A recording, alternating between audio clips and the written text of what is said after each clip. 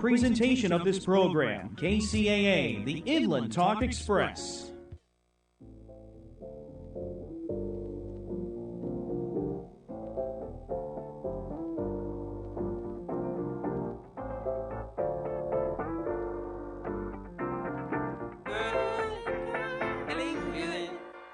Hey, feeling good, like I should. When in dark, I walk around the neighborhood. Feeling blessed, never stressed.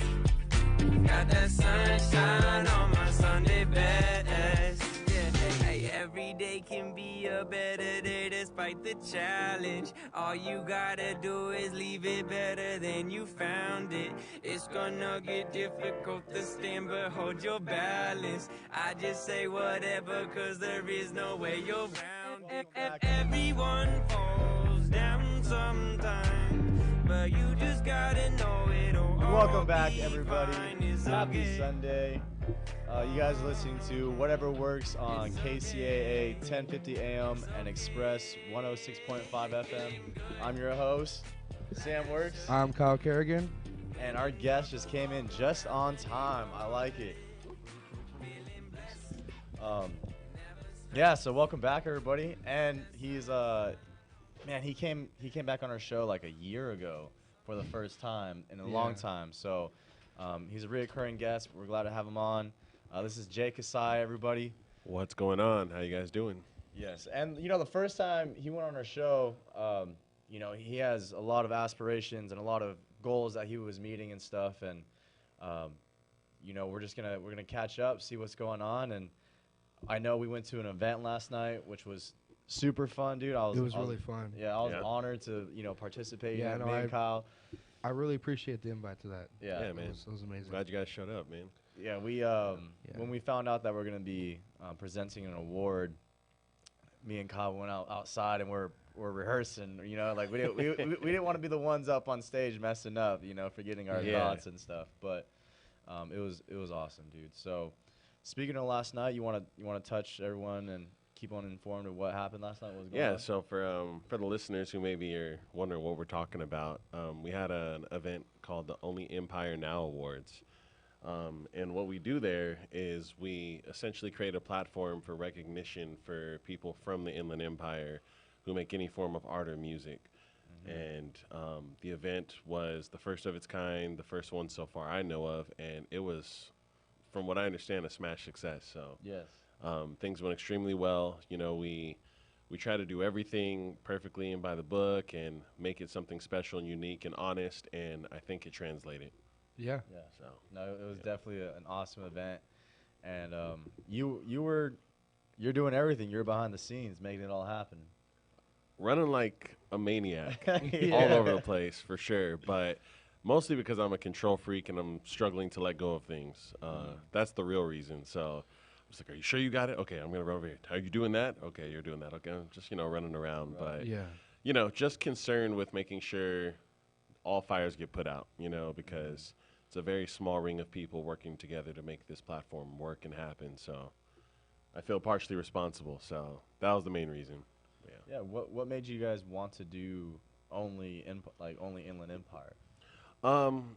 It has to start to scale, so the first and most important thing is that if you're going to hold an award show, are the people going to show up, right? So, Yeah. so if we did a national award ceremony, is a guy from New York going to fly to San Bernardino and accept his award, or are we going to have a bunch of Zoom calls and nonsense, So I think that's the logistical, more realistic reason.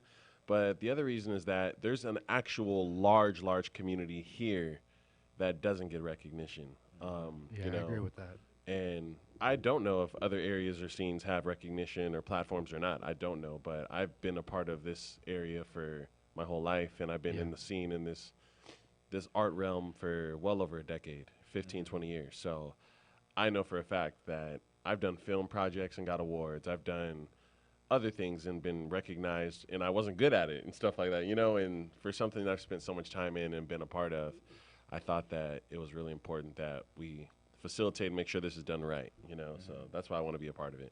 Yeah, I do think it was a smashing success. And I forgot who said it on stage last night, but he was talking about how there was like a cloud over the Inland Empire. You know, like cities and places get represented, and everyone knows about those things, and like all the creativity and imagination that gets put out to it. But like the Inland Empire, you know, even though we're on the map, we're not pinned.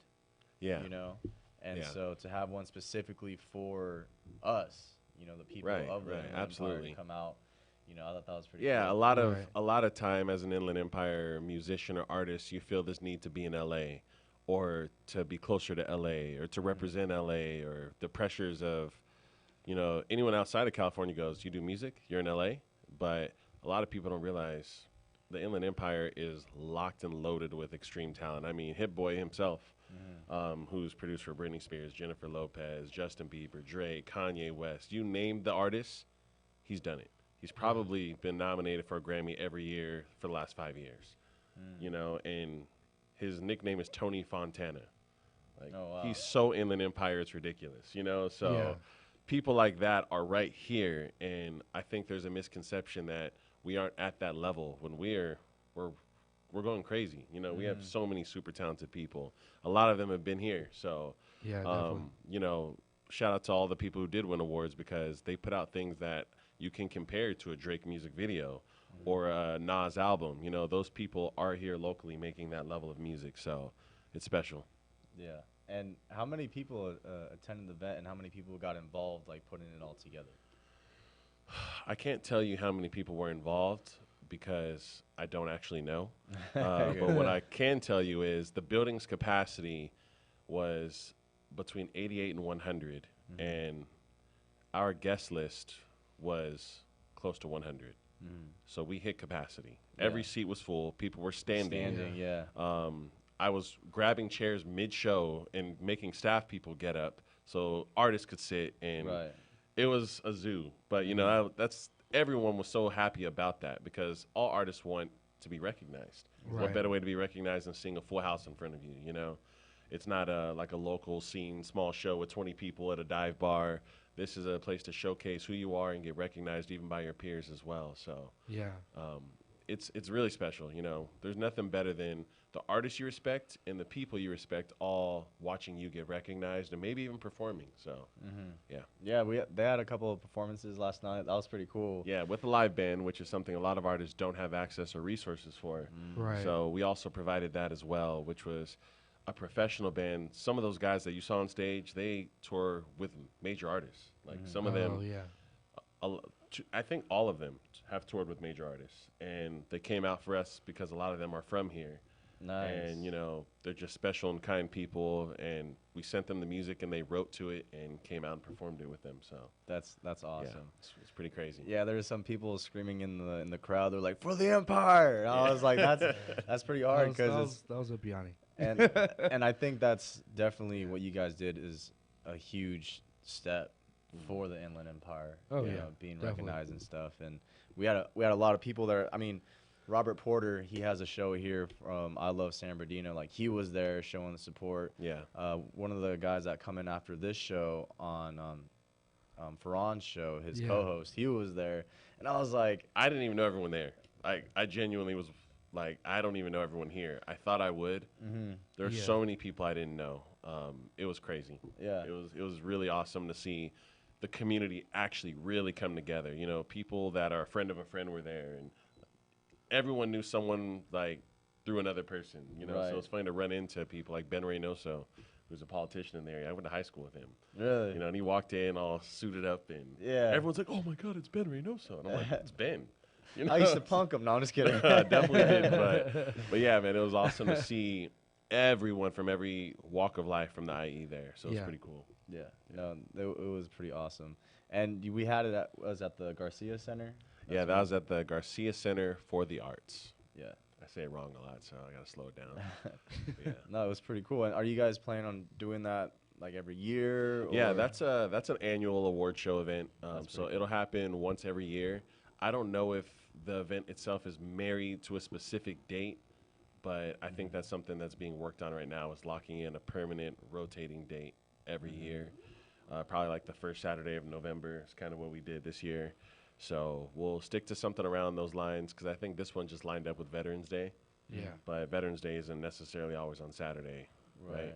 I don't No. think it is. No. So yeah, it'll be a yearly thing, and there will be other things involving Only Empire now and that platform outside of just the award show that happened before and after the event. So it'll be a bigger thing. Yeah. So now that it's all over and done with, do you have like a sensation of like success, you know, doing that, executing it? For me, as people who are part of pre-production and getting things going, the relief comes the second the show just actually starts going.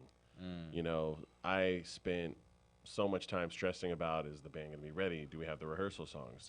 Are the awards done? Are the trophies made? Or, you know, making sure the trophies are beautiful and people are proud to hold it. You know, all these small details that make it a good event. Is there somewhere for you to stop and take that photo? Is there a place to hang out? Where, you know, all these things that we're stressed out about, making sure the experience itself feels great for a person who walks in. Yeah. And then it finally happens, and I can just lay back and just watch it unfold.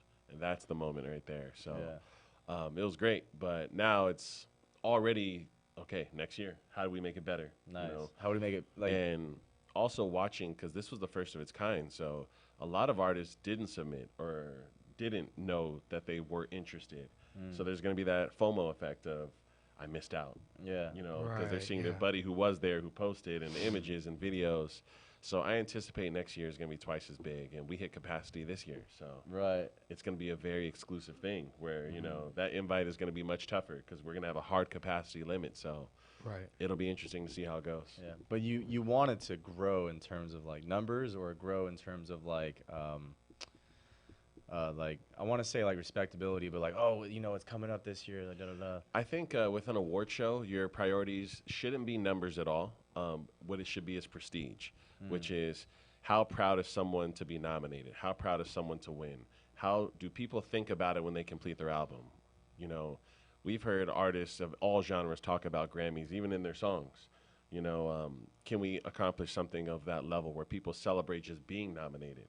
Hit Boy celebrated that he got nominated on Friday for a Grammy, and then the very next day he got an award from us, you know. Right. So Right. it's how can we make it so that we're in that same ilk and an opportunity so all artists in the community are incentivized to release their music instead of sitting on it, you know. How many people don't release their music like me? Yeah. And you go, well, I probably could have been on that stage if I gave myself a chance, you know. So FOMO. You're like, oh, now I got to start doing that. you know? Exactly. It kind of And really pushes the talent out. You know. It does. Yeah. And it creates the steel sharpening steel. You know, it's going to be, okay, I'm competing with those guys. Those are what an album of the year sounds like. What am I missing? Or how can I compete with that? Or is my music better than that? You know, and trying to make it so that we're all competing healthily with each other and everyone's getting recognized. So, yeah, it's an interesting thing. Yeah. And there is more than just music artists there as well. Yeah, right? there's an actual art award that was won by More Leaders. Adam Aguilar, I believe is his name. And what's funny is his piece that was acknowledged was actually, I didn't even know this until later, but it was actually an incredible piece that was almost like a portrait of the owner of the Garcia Center. Oh, no kidding. okay. Yeah. yeah. Which I was like, this is crazy that he won. It almost Right. seems like it was on purpose. and it Coincidence? wasn't. You're just like, Yeah, super crazy. So things like that, and you know, it's interesting because we're not specifically hip hop only. You know, there were like Brain Story was nominated, and they do like an indie sounding type of music. Right. And there are some other bands and stuff that just didn't know about the platform. You know, and a lot of them are on tour, out of the state, stuff like that. So I anticipate next year we'll see even more variety from the performances and stuff too. So it'll be crazy. oh, that's super exciting. Yeah. Yeah. So now that we got that whole picture, and hopefully everyone who's listening, you know, gets excited for the next year coming up, you know, Yeah. things like that. What's your next step in, let's say, going into 2024? I mean, you threw this amazing event. Are you, what now? You know? Are we going to just talk about this platform, or do we want to talk about other things? We're talking about Jay Kasai, you know, whatever works. Oh, man. So what's crazy is I'm from a collective called Over Everything, and there's 6 of us, 2 producers, 4 recording artists, and we recorded an album, I think, around the time last time I was here. It's been fully mixed and packaged now. Tomorrow, I'm in Los Angeles finishing editing the documentary for it, which is going to get put into film festivals in December and January. Awesome, dude. So go. there will be screenings for that, which you guys will be invited to, of course. Yeah. I appreciate that. And it'll display how we made this album in 1 week, and it'll break it down. It's comedic because it's just a bunch of us. It's artists being artists in a very free, liberated place, you know. So I don't want to spoil anything, but that documentary is coming super soon, followed by the album. And after that, my album, Losing Time, will finally, it's ready. It's just timing now, because I have not focused on music in the last 2 months. So it'll finally, I'll transition into doing that and making that my priority. And hopefully my solo will come after that collective album. So that's the immediate calendar right there. And then hopefully I'll be throwing some more events. Yeah. Because I'm a passionate event person. Yeah. I don't do just regular stuff. I No, like exactly. big, epic stuff. So if I'm going to do an event, I want bands and the perfect artist, the best venue, the best sound. And that's why I don't do many. So we'll see. We'll see where the next one's going to be. Yeah. Yes, that quality over quantity type Oh, yeah. stuff. Make people go, when he does something, I'm there. I have to be there. That's what you want people to feel. So that's the plan. That's Yeah, awesome. especially since we're bringing Clash City back. Yeah, which that's how we know each other. So Yeah. So we'll be involved, yeah. that's going to be great. Do you have any topics or questions for Jay? Yeah, I do actually. Uh-oh. You know. Uh-oh. And so I've been in the music industry for about 8 years, Sam. 8 years this year.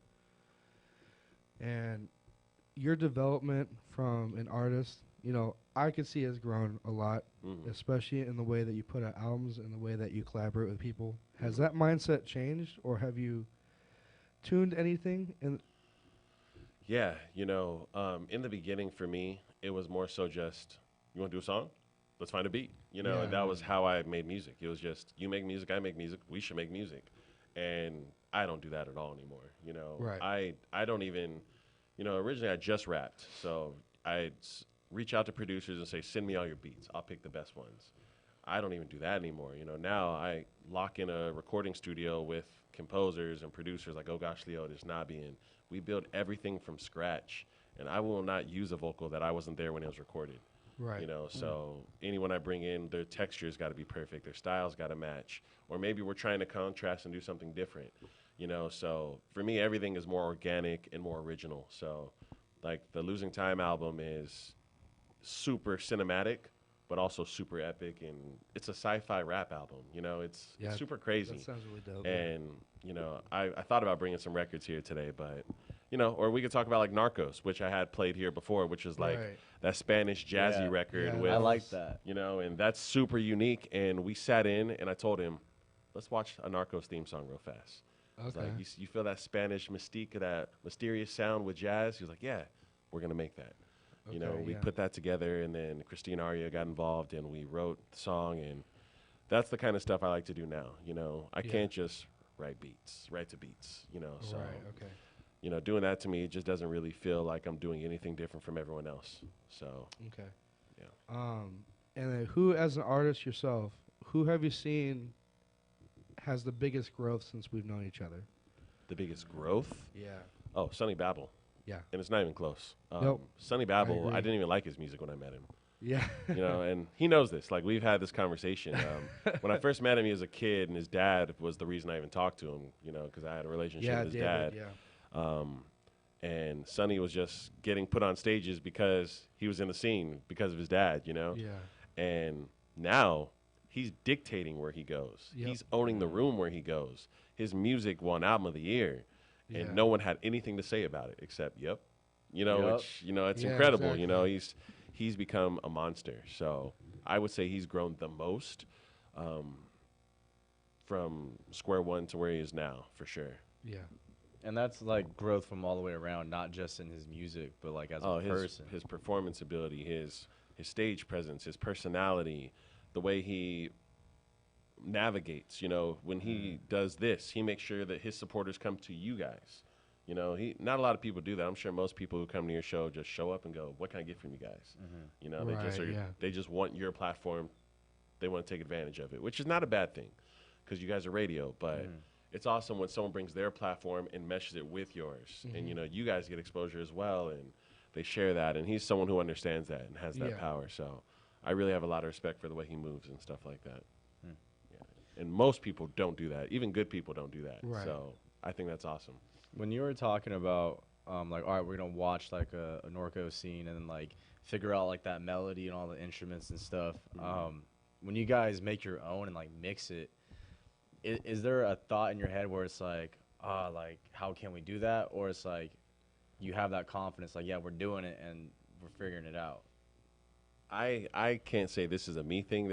I have so much confidence in Nabi and Ogosh Leotis that I bring ideas that are almost retarded to them, and they make it seem like they make me seem genius. You know, like these records are not me being a super talented guy. They're me working with the best producers on the planet. You know, when I tell you these guys are the best on earth, the Inland Empire. I think has in my top 10 music producers I've heard in my whole life. 3 of them live in this town. You know, that's Yeah. Nabi and Hit Boy and Ogosh Leotis. And you can take any thought, any idea, any style, any sonic, and they will make it at a high level. And that's scary, you know? Yeah, definitely. I've thought to myself, if I stopped working with them, I don't know if I'd keep doing music.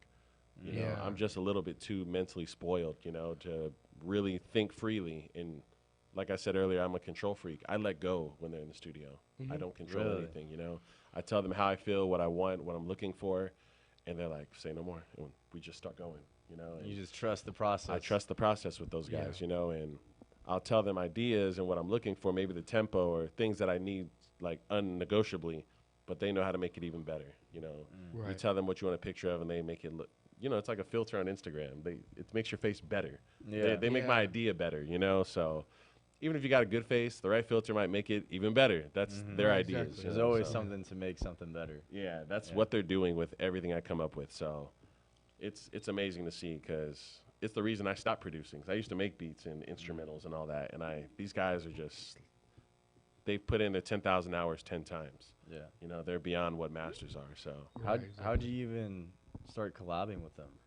I've known Nabian since he was a bad producer, and we've made music together since I don't even know, since I was like 14. Really? Yeah, we went to middle school together, high school together, and we would just walk to his house after school and just make songs, and they were terrible. Really? Terrible. You ever go back and you're like, oh, I can probably fix it, or No way. These are not fixable or salvageable, and he still has them. I don't even have these songs. And Ogosh Leotis, I went to an art show or an art walk, and I only went to the art walk because I heard he was going to be showcasing there, and I just heard about him. And this is 2013, I think, maybe 2013, 2014. And he was getting hyped up by a few buddies of mine. I was like, okay, let's find out. And he plays some records, and I literally fell out of my chair from a record. I was like, okay, what did he sample to make something that epic? It was a piano song called No Air. I ran up to him before he could get off the stage, and I was like, where'd you sample that from? He's like, I don't use samples. I played that. And I almost fell on the floor again. Really? And yeah, ever since then, I've worked with him nonstop since then. So the two of them have become very close friends of mine, and we hang out. Only half the time we even do music now. Like sometimes we just grab food. So like we have Yeah. pretty good relationships. no? Yeah, that's pretty solid. It's not just business, you know. Yeah, exactly. And with you guys knowing each other for that long, you going up to them, be like, hey, here's my idea. Yeah. Like they already know your energy, your vibe. Oh, you know? yeah. And they're like, I know how. Yeah. I've gotten phone calls from Ogosh Leotis like, hey, I just made a J beat. And I'm like, what does that even mean? He's like, check your inbox. And I played, I'm like, I love it. He's like, I know, it's a J beat. Because I was And- thinking about you when I was doing Yeah, it. he literally, like, he was making something on his own time, and he just laughed and went, he would want this, and sent it to me. And it ended up turning out to be a great record. So stuff like that happens because we have those relationships. Yeah. So it's pretty funny. So you were talking about, you know, you have your own music. You know, you done your own like songs and stuff. Narco was one of our most like our last one that we played for you Yeah. here on the air, and you know you don't really put it out there. You know, and that Yeah. and you're talking about how you like to keep it low key and stuff. Yeah. Is there a reason for that? I think it's just me being a perfectionist at this point. I don't think I have an actual good reason, but I put out 3 mixtapes, Kasai Tape 1, 2, and 3, and they were just me. They're called tapes because they're not organic, everything made from scratch in the studio with producers. Some of them are, I wrote a whole song alone, then went in and had a beat match to the song, stuff like that, where Yeah. it's less fluid and stuff. So Now I have an album, and I just don't want it to come out and the city hears it, and then it goes. I'd like it to get maximum exposure, maximum eyes and ears and stuff like that. So I've been lately just working on building those relationships, getting myself exposed to platforms and people that can help me get the music where it needs to be before I waste releasing it, you know? Right. So that's the actual issue, which is getting PR and distribution. So I know that it's kind of like a catch-22 because who would want to give you a platform if you're not putting stuff out? But why would you want to put stuff out without a platform? So Right, yeah. I'm kind of struggling there, and that's why I made the tapes in the first place. So, yeah, now I'm about to flood the internet over the next year. I'm going. The amount of projects I have is mind-boggling, and they're done. They're Right. mixed and done. So they're gonna come. They're gonna come. And once it hits the floor, people are gonna be like, "This guy just came out of nowhere." Like, Yeah, for sure. With all that stuff, all that inventory, you know. And how, like, okay, you said these boys they put over 10,000 hours. Like, what would you say? How much hours you put in? Oh, I stopped counting after the 10,000 hour mark. Nice. I remember I did like the calculation of how many hours a day, how often did I used to make music. Because there's a period of time where I would wake up, go to school, go to work after, come home, make music till 4 in the morning. And I just did that every day. And I'd have all my friends come over. I lived in an apartment with my mom, and we'd have music banging till 3, 4 in the morning. My mom yelled at me all the time. She never yelled at me for that, though, which is crazy. Really? And I got to give her a lot of credit for being the reason that I'm a great engineer. I used to just mix everyone's music, so everyone would come over my house late at night. And it's a 2-bedroom apartment, you know, and I'm knocking music and never had an issue. And then eventually I turned my studio into like a garage area, and now I have my own studio I built. But, you know, I hit the 10,000 hour mark a long time ago. And, you know, it's one of those things where I've always had a theory about mastery, and I think I've mastered the art of being an MC. Nice. I can't say I'm a master musician, but being an MC, I have mastered that for sure. I agree. You know, and Yeah. I've always thought, like, what does it mean to master something? Like, do you guys have an opinion on that? Like, what it means to be a master? To be a master. Like, what would make you say this guy's mastered that? No mistakes, to be honest. Well, I think that, but I think the ability to teach as well. Yeah. And to bring it down to a level that even if I were to go to you tomorrow and be like, hey, I want to start producing or start rapping, you know, you bringing it down and you showing me in like a small but like negotiable level, I think that's a master. Yeah. So I wrote this down. I think I have it in like a notepad or something, but my theory of mastery starts with obviously exposure, which is getting exposed to something you want to do.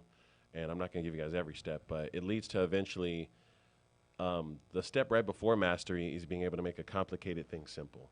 Yep. That's what teaching is, right? It's Yeah. being able to go, hey, this thing's extremely complex. I'm going to break it down to you in smaller things that are digestible.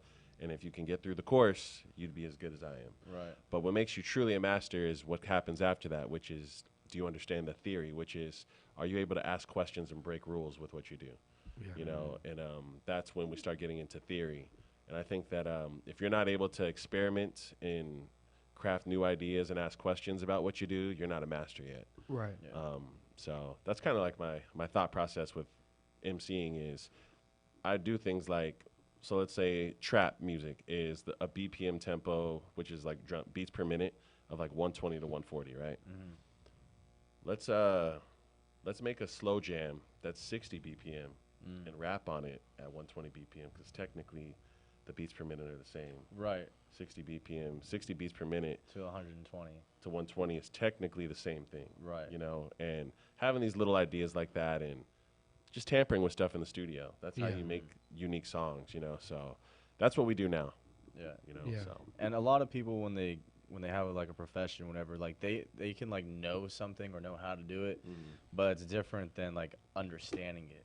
absolutely. You know, Yeah. being able to, like, this might be a little off topic, but my friend was like, hey, you know, I tried to get my real estate license and I took the test like 5 times and I just can't pass. And I was like, so what do you do? Because when I did it, it was like YouTube videos, the stuff that I needed, and just like all that extra stuff, you know. And I understood like terms instead of just knowing it. He's like, oh yeah, I just did flashcards. He's like, oh, so you're trying to memorize something. Yeah. You're trying to know it, but you don't understand it. Oh yeah, memorization over actual like comprehension, right? Exactly. Yeah, Yeah. exactly. You know, and that's where a lot of people are at fault because like they think they're so good at something, and they're so blinded by the fact that they just know A, B, and C, but not. Look, I feel this way about doctors. I do feel that there are doctors, these are people licensed to work on you, that are not actually good at understanding the human body. You know, I think that they passed the test, they graduated from some school somewhere, but they're misdiagnosing people. They're they're not even diagnosing some people. They're letting them go, telling them they're fine. And I don't think they're good at their job, you know. And that's partially why it's scary to go to a hospital, you know. Like, Right, yeah. I've had buddies who tell me, you know, like I went to the hospital because I had a knee issue, and they said, oh, just you got arthritis or something, or, you know, or they just give you pain medication. Right. And then, you know, you finally, the third or fourth time, the guy goes, are you kidding me? You got a torn ACL, you know. And the guy's like, what? I've been running around on this thing, you know, and stuff like that. And, you know, it makes you wonder, like, how did this doctor understand that one didn't? And I think that part of it is how they went through their schooling system and stuff like that. So Yeah. it's interesting, man. It's scary, actually. Yeah, it's all part of growth, and you know what they say: what you do to one thing, you do to everything. So, you know, understanding one thing helps you understand everything else that you do in life. So, Yeah. that's really awesome. It is 7:30. We're going to be taking a 5-minute break, y'all. We'll be right back. You guys are listening to Whatever Works on KCAA 1050 AM and Express 106.5 FM.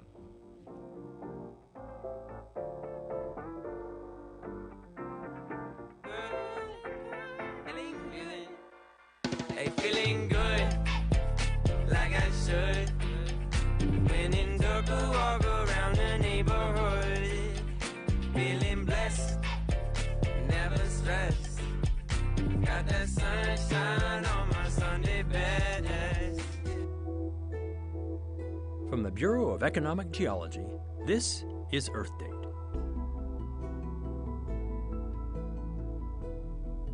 Mark your calendars and buy some eye protection, because on August 21st, 2017, the U.S. will experience a total eclipse of the sun.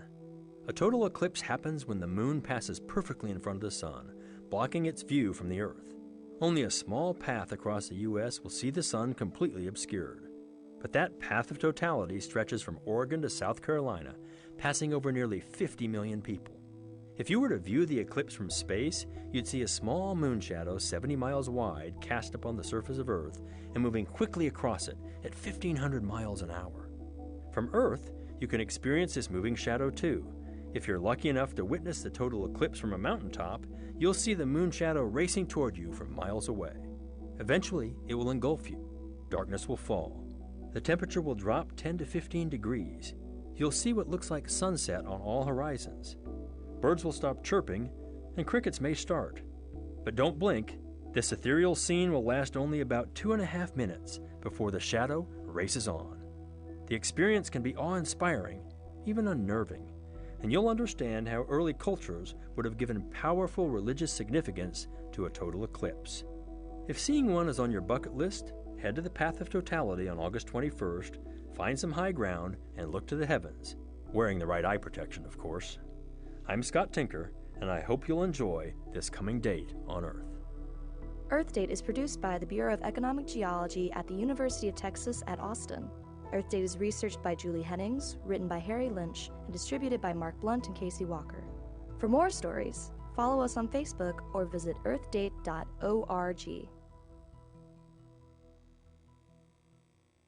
Tahibo Tea Club's original Pure Pouty Arco Super Tea comes from the only tree in the world that fungus does not grow on. As a result, it naturally has antifungal, anti-infection, antiviral, antibacterial, anti-inflammation, and anti-parasite properties. So the tea is great for healthy people because it helps build the immune system, and it can truly be miraculous for someone fighting a potentially life-threatening disease due to an infection, diabetes, or cancer. The tea is also organic and naturally caffeine-free. A 1-pound package of tea is $49.95, which includes shipping. To order, please visit TahiboTeaClub.com. Tahibo is spelled T like Tom, A-H-E-E-B like boy, O, then continue with the word tea and then the word club. The complete website is TahiboTeaClub.com or call us at 818-610-8088, Monday through Saturday, 9 a.m. to 5 p.m. California time. That's 818-610-8088, TahiboTeaClub.com. Hi, I'm food critic Alan Borgen, and I'm excited to tell you about Ray's Shanghai Bistro, located next to Redlands DMV on Lagonia in Redlands. Ray's Shanghai Bistro offers the largest and most delicious array of traditional and original Chinese dishes available in the Inland Empire. Some of my favorite dishes are the house-made pot stickers, the crisp pork spare ribs with garlic, their unique spicy lamb with bamboo, the sweet and tangy deep-fried orange peel beef, and the savory basil spicy shrimp, plus lots of vegetarian dishes. Whether you dine in, pick up the food, or have them cater your next party or special occasions, you will see why Ray's, spelled R-U-I'(S), Shanghai Bistro, is truly the best Chinese restaurant in the Inland Empire. Their website is raysshanghaibistro.net. That's raysshanghaibistro.net. R-U-I-S, shanghaibistro.net. Happy eating. You won't be disappointed. Bob Vila here with my home improvement tip of the day. Concrete floors are no longer found just in garages and basements. With new elegant finishes now available, like stenciling, staining, and texturing, they're also showing up in kitchens, bathrooms, and even living rooms. Even though concrete itself is durable, various finishes may not be so tough, so you need to take care when cleaning the floor. A soft dust mop or vacuum is usually fine for routine cleaning.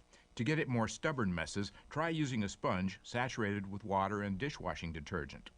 When you've cleared the mess, rinse with plain water and dry the floor immediately to avoid any discoloration. Cotton cloths are best for drying since synthetics can scratch the finish. If you need to pre-treat a particularly tough stain, use a pet stain and odor remover. They contain organic compounds that will dissolve the stain without harming the finish.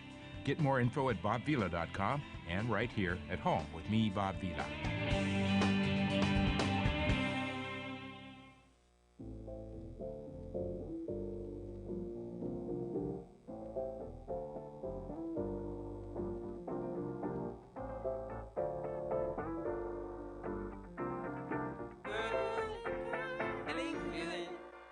Hey, feeling good, like I should. When in dark, I walk around the neighborhood. Feeling blessed, never stressed. Got that sunshine on my Sunday best. Welcome back, everybody. Happy Sunday. You're listening to Whatever Works on KCAA 1050 AM and Express 106.5 FM. I'm your host, Sam Works. I'm Kyle Kerrigan. And it's your boy Jake Sai. Jake Asai. Woo, woo, woo, woo. Before we get started, jump back in. We haven't done our sponsor. So, Kyle, go ahead. SNJRadio.com. No negative news, no politics, just feel good music. And if you guys are just tuning in, Jake Asai, I mean, he wears multiple hats and he's good at what he does. And before the first half, we were talking about the event that we went to last night that he generously invited us to, which was super awesome. Yeah. And like how many hours and like all the stuff that you guys put in. And the reason why I bring that up is for like, okay, so you put all these hours, you do all this work, and it can be stressful, right? You have those moments. What do you do to put your mind at ease? For me, it's probably fitness, sports, and stuff like that, where I don't think about anything except the ball I'm chasing or the weight I'm lifting. That's probably the only time I don't feel like there's chaos in my mind when I'm going through these type of events and stuff like that. You know, with like these events, I'm thinking of things like the engraver who's creating these trophies. They're like made of crystal and glass and custom engraved, and they were nice. Yeah, and that was one of my top priorities was when people have that trophy, is it going to end up on the mantle or not? I have a lot of like these awards or collaborative processes, you know, like there's a producer or a writer or an artist, and you can only give one person the trophy, you know, so I want people to be like, I want one too. You know, I produced the beat for Song of the Year. Where's mine? You know, I want that to be an issue that comes up. So that was one of my number one priorities. I spent an hour with an engraver just talking about what the trophy would be, what it'll look like, the weight, the size, the price, you know, everything. And those details to me are why I'm a perfectionist. But, you know, it's stressful to get everything perfect. And we got close. We got close. We had a few hiccups. We had a few things I didn't like, but I don't think anyone else noticed but me for most of them. Right. So it's not a big deal, you know. Yeah.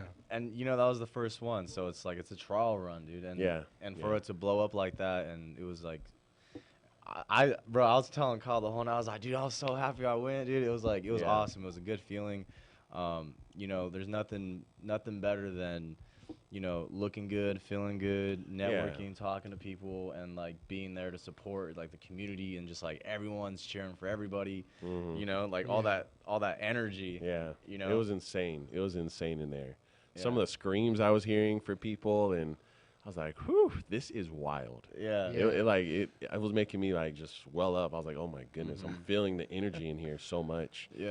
But and a lot of special moments happened, you know, whether it be people like Aries K, who was the opening singer, talking about how she came to the IE kind of late, you know, and she's been a part of the scene a long time now, but she was saying how she was going to quit music, and the IE scene is the reason she kept going. Or Noah James, who he's kind of a curator of the scene. You know, he's one of the people who crafted what is now called the Inland Empire music scene, and him getting recognized for it, and the people going crazy in the crowd about it, and in the stories like Sonny Babel, you know, who was that little kid on stage, little chubby kid, doing super average music. He used to be, really? Yeah, he used to be a chubster. And now, you know, he's lean and got the fresh cuts, got the nice vest on. He's all saucing it up, you know, and him closing out the night with a set and album of the year. You know, these things are so crazy. So, yeah, it feels good when it all comes to fruition, you know, but the build up to making something like that happen is definitely stressful for sure. So the moment of like feeling good, was it having this idea and planning it out, or was it in the moment during the event, or was it after knowing that, hey, it's finished, it went really good? Like, when was the most successful feeling that you had? I think the toughest part of this event, because I'm not supposed to be divulging all these things, but we're here now. We're going to do it. We're doing it. So, Only Empire Now, I wrote that idea down 6 years ago. Ooh, in a notebook. And I still have the notebook to this day. I wrote the idea down then, and I told myself, I have like a closet where I keep all my trophies I've ever won in my life. I've got perfect attendance trophies from elementary school in this closet. Nice. You know, and I looked at everything and I went, wow, you know, I've got a trophy for everything I've ever done except music. And I've been doing it for 15 years. Yeah. I don't have a single piece of recognition or acknowledgement, you know. And I asked myself, why is that? Is it because I'm not good enough, or is it because there's no platform for recognition for an independent artist around here? And that's what the inception of the idea was, is that moment there. And so I wrote down what it would take to make something worth having, what would be something that I'd be grateful I was a part of. I just wrote down a bunch of details, and then I closed the notebook, you know, and I was like, okay, well, I can't do that right now. And a few things fell into place, you know, a few people I met, and I just told them about the idea, and they were like, that is a phenomenal idea. And I was like, okay, well, the idea requires a $10,000 venue and well over $1,000 in hardware for trophies and a live band, and who's going to pay for it, you know? Right. And the moment this became real was when the Garcia Center got involved and offered up the venue. When then I met through my actual regular job, I get trophies and plaques made. And I just randomly was, long story short, I went to some hole-in-the-wall place in Yucaipa, and this lady just did everything for a fraction of the price and told me if I ever need anything to just call her. And I was like, this is my trophy person. You know, me and her have a personal relationship now. Yeah. She like yells at me on the phone now. Like, she's so comfortable. She knows I'm going to come back, you know. So, you know, I just met all the right people all at the right time, and the event just wrote itself. You know, I don't even feel like I should get credit for anything because I didn't do anything, you know. I just had the idea. Everyone else did everything. You know, I didn't do sound. I didn't make the trophies. I didn't get the venue. I didn't get all the sponsors. I didn't do anything. It just happened. And I just happened to be the guy who goes, no, that's the vision. No, that's not the vision. That's it. So I just feel like I have a notepad filled with these things, you know, and this one happened. Some happen, some don't, you know. Yeah. Sometimes you have a time travel album idea. Sometimes you have an award show idea. And I'm just trying to knock down everything in that notebook, you know. Yeah. So. Is there a lot of things in that notebook? I have like 6 notebooks of it. Yeah, really? Like, a lot of them are like movie ideas, like film ideas. 'Cause I do want to film make again. I used to do that, and I stopped for equipment reasons, and I have all the equipment. I have everything I need to do it, and I just haven't done it. So, for example, one of my ideas was a post-apocalyptic film, and that same film is me and Sonny Babel's duo album together. So our album we have together is a movie that I wrote, and we're adapting it and making it make sense with the album and stuff like that. But it's crazy. Like, if you listen to Tower of Babylon, his album, the very last line he says on there is, "I'll see you in a perfect world." That's the name of the movie. Ooh, nice. Oh. Yeah, cliffhanger. You're like, yeah, ooh. so it's one of those full circle things. When I tell people, I was talking to Cam Gnarly at the award show, and I told him, I plan for like 10 years in advance, you know, and I was telling him, I was like, you don't even know how good our song is together. He's like, yeah, it was good. I'm like, no, we haven't made it yet, but we're going to make it. I have it in my head already. Like, we're going to make the song. And he's like, oh, all right. And I feel that way about everything, you know. It's like a lot of things is not as surreal when it happens because I feel like I visualized it so long ago. So I'm looking forward to things like the movies we're going to make and the festival we're going to put on possibly next year, you know, and stuff like that, and all these different ideas. And like, I visualized you guys on that stage before I even called you, you know, like things like that. I like appreciate the that. day I met you guys, well, the day I came here and did the show with you two, I was like, okay, there's so much more that I'm going to do with these guys, you know. There's certain people I just really like, you know, so I meet someone, I go, oh, he's special. Oh, he's got this for him, or he's got that, or he does this. He doesn't even know he'd be great doing that.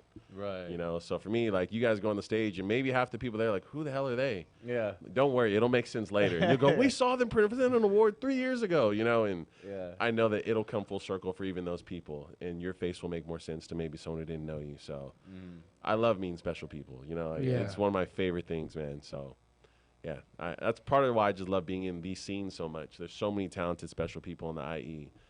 And I felt like that award show was like a weird reunion with people who hadn't met each other yet, you know? Because you're like, oh, I knew about you, or he knew about you, or you don't even know I do this. Everyone does something there, you know? Right. Everyone's special. So I learned about a lot of people just being a part of that, you know? Like Judah One, the guy who introduced Verse of the Year.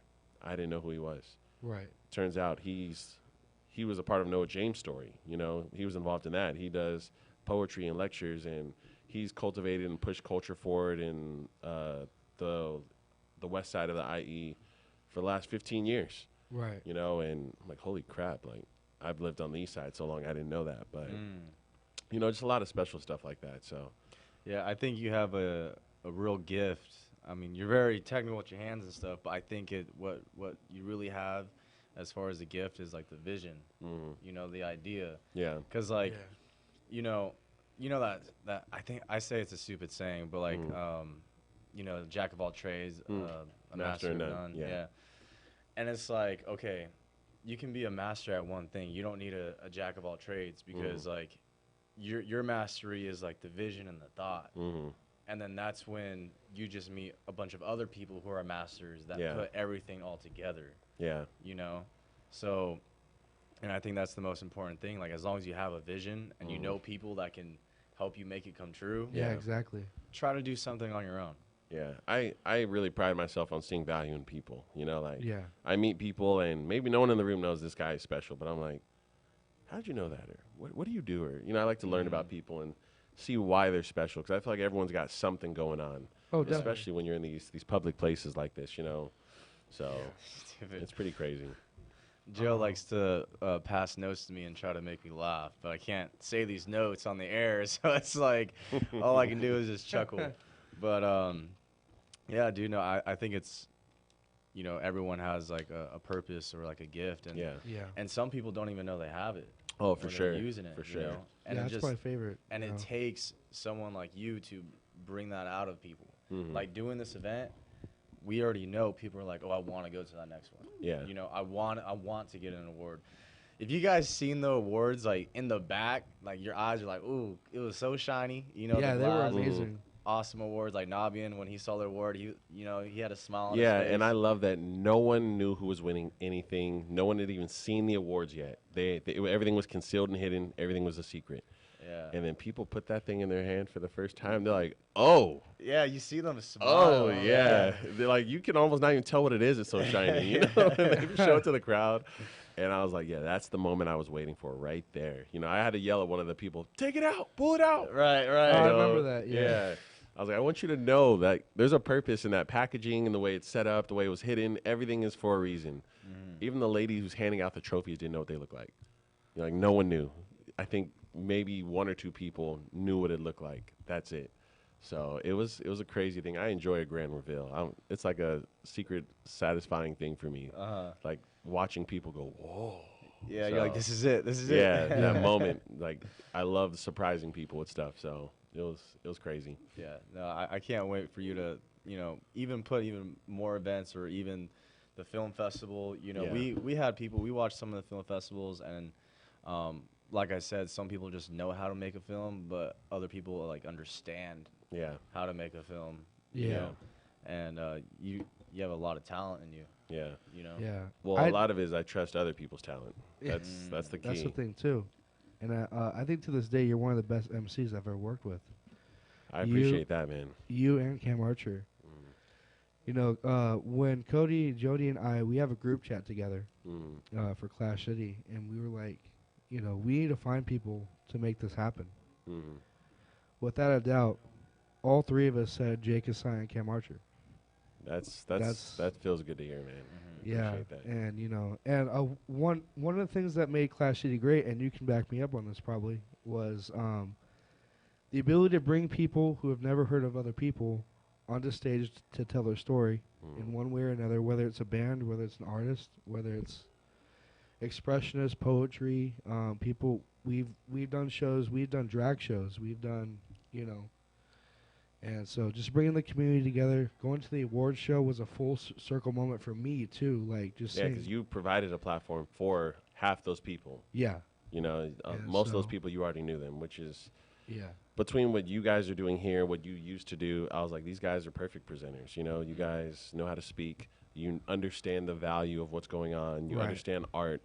And you give it a platform already. You know, it's an amazing thing. And one thing I wish we found a way to do was explain why the presenters were presenting. Because no one was up there on accident. You know, every single person up there was there for a reason. And some of them were obvious, like obviously Nabi and presenting Album of the Year. You go, okay, this guy's huge. Nabi, You know, it's Nabi. But then there's other people who are a bit more obscure or less known that were there for a very calculated reason. Yeah. So, you know. Yeah, and I was telling my buddy about what happened last night and stuff. He's like, how many people were there? I was like, probably like 100 people. Yeah. And he was like, that's a lot of people to stand in front of. And like, yeah, we're radio guys, but we're not in front of a crowd. That's true. That's true. You know, but the thing was, like, I wasn't nervous because I was honored. You know, like I was like, exactly. I was not.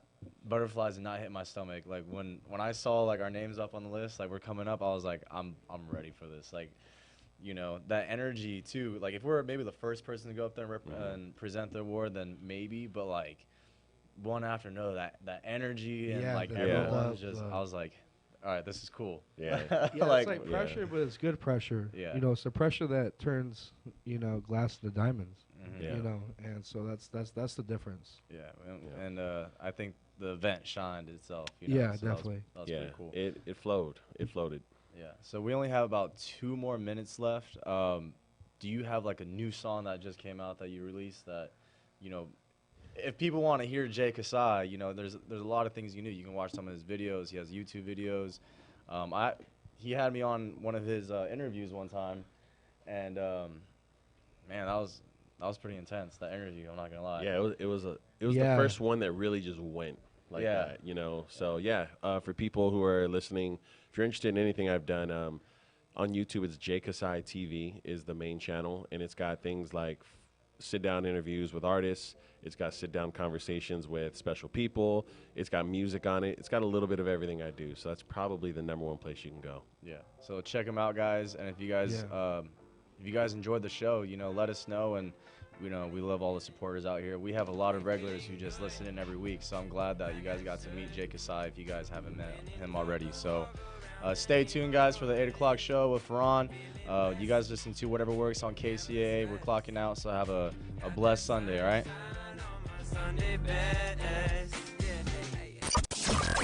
News, weather, and talk from KCAA, broadcasting to the Moreno Valley, Corona, and Riverside.